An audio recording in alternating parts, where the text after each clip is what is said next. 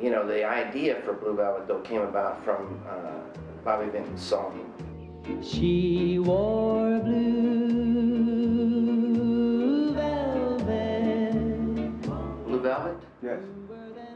It's a song, and it's a texture. Softer than satin was the light from the start. The producers did not want to pay for the Bobby Vinton record. David loved the authentic flavor of it, and they came to me and they said, if we can get Bobby Vinton now, could you do an arrangement that sounds like the original record? I said, yeah, I could make it sound like a 50s record by using some of those instruments, and I can certainly emulate that kind of orchestration. And we would have to get Bobby Vinton to sing it. So David acquiesced to this. He said, great, if we can get Bobby Vinton and we'll just do it over again, it would be great. The only trouble was that this is like 20 years after Bobby Vinton, you know, had this. So the first thing we had to do was drop the key, like 2.5 steps. So you no longer had that little pure boy-like sound. And though the track was very authentic in the sound, and David loved the track, when we went into the studio and worked with Bobby, we both kind of looked at each other and said, you know, even though he did a nice job, this is not really going to be the authentic thing. And David went back and said, look, I have to have the original recording. She wore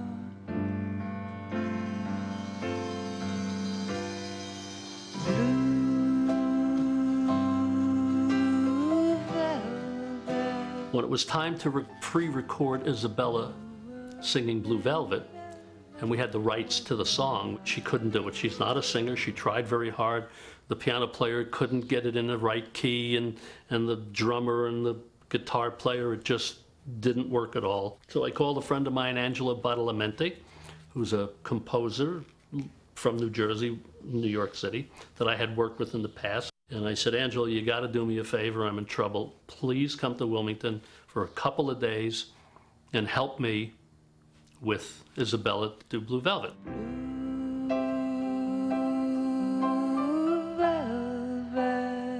Isabella and I just sat alone and we worked on the song Blue Velvet, and we worked for maybe 3 hours or so, and we got a really very, very nice interpretation of her singing the song Blue Velvet, with just me playing piano and Isabella singing. It didn't matter that Dorothy had a beautiful voice. It was more a dramatic interpretation that counted, and actually maybe the fact that she had a poor voice was added to the fact that she wasn't much of a singer, that she didn't have a career that might have liberated her from that.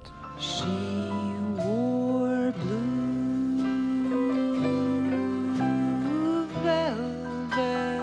The tone of the song was Somewhere Over the Rainbow with Judy Garland, that sort of longing, and that was the tone that I adopted. And my name was Dorothy, so I thought maybe it also had to do with, there was a sign, it was the right way to go. Isabella, you know, came in at David's behest to work with me and do the final track for the song Blue Velvet. And the night before, she had done that scene where it was raining on her, and I think she had that nude scene. She comes out of the bushes, and she was up till 3, 4 in the morning, and it was rain all over. And she comes into the studio where I'm now prepared to do her vocal. I had the track already, which I did. And she says, Angelo, I can't sing.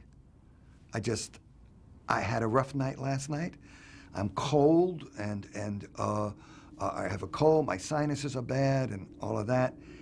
And I just can't do it. I was a little tender to Isabella. Isabella, okay, let's just take it a step at a time. Let's get some hot tea with lemon. Do you like tea? Yep. Okay. Let's get a blanket and put it on you because you are cold, and, you know, but I'm not going to sing, okay. And after a while, with some tea and some talk, I said, I'll tell you what, let's just experiment with the microphone. Let's just do 1 or 2 lines, just the first phrase, and see how it goes. And Isabella agreed to that, and we started out, and we would do a phrase, and that really sounds nice. Let's do this phrase over, or let's punch this in. Before you know it, 2 or 3 hours later, we got just a beautiful recording, and it worked. I think Angelo must have done the biggest editing job ever, where he took a sigh here, a word there, and put together my voice so I can hold the tune. At least I had to do something, because I just don't have a voice. But singing is like acting, you know, it's all about emotions. Sometimes the wind blows. Fred Caruso once said, Angelo, David wants to use this Song of the Siren in his film. He loves it. It's his favorite record and vocal of all time. But Dino said, you know, this is going to cost so much money. Can't you write something like that? And I said, well, you know, first of all, I'm not a lyricist, so I would need a lyric. So I just said to Fred, I said, Fred, have David, who's also lived with this movie and knows what he wants to say in a lyric, write some lyrics. So David, as I found out, reluctantly agreed to do this, and he writes a lyric called Mysteries of Love. Isabella comes into New York, and I'm working with Isabella and recording her, and she brings me this little yellow piece of paper, and on it, it says Mysteries of Love.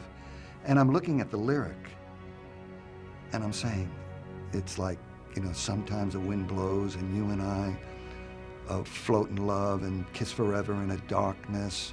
And it just had this kind of spaciness, and I'm saying, my goodness, you know, this is not a lyric that I'm used to. This is just, you know, a bit of poetry.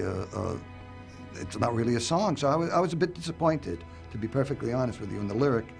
And David said, oh, just make it, you know, float through time. Make it like the wind. Make it like the sea. Make it endless. Make it cosmic. I said, oh, I see. I wrote the melody to his lyric. David heard it, fell in love with it.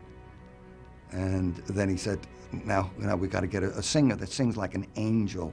Then Julie Cruz came into the picture, who was a friend of mine. She was a singer that worked in a show that I had written, actually a workshop downtown Manhattan. And Julie sang like an angel. And then David heard that, fell in love.